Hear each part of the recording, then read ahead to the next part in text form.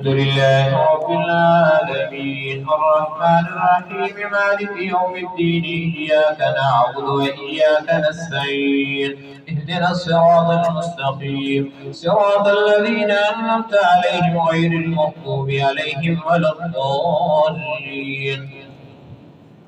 قل أوحي إلي أنه استمع نفر من الجن فقالوا إنا سمعنا قرآنا عجبا يهدي للرشد فآمنا به ولن نشرك بربنا أحدا وإنه تعالى ذكر ربنا ما اتخذ صاحبة ولا ولدا وإنه كان يقول سفيهنا على الله شططا وإنا ظننا أن لن تقول الإنس والجن على الله كذبا وأنه كان رجال من الإنس يؤذون برجال من الجن فزادوهم رهقا وأنهم ظنوا كما ظننتم أن لن يبعث الله أحدا وإنا لمسنا السماء فوجدناها مليت حرسا شديدا وشهبا وأنا كنا نخوض منها مقاعد للسمع فمن يستمع لا يجد له شهابا رصدا وأنا لا ندري الشر نريد بمن في الأرض أم أراد بهم ربهم رشدا وإنا منا الصالحون منا دون ذلك كنا طرائق قددا وإنا ظننا أن لن نعجز الله في الأرض ولن نعجزه هربا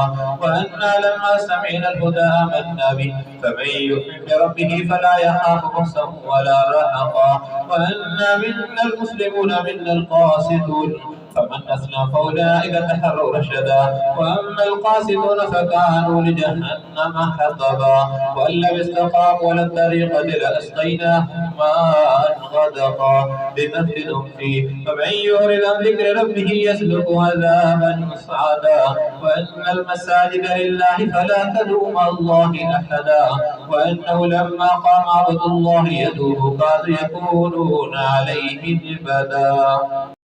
قل إنما أدعو ربي ولا أشرك به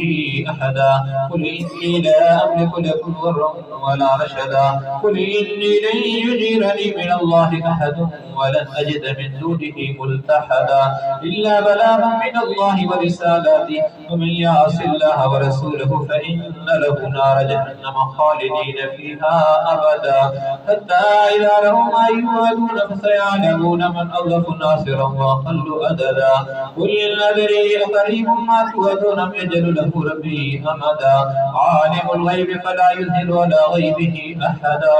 إلا من ارتضى من رسول فإنه يسلك من بين يديه ومن خلفه رصدا ليعلم أن قد أبلغوا رسالات ربهم وأحاط بما لديهم وأحصى كل شيء عددا.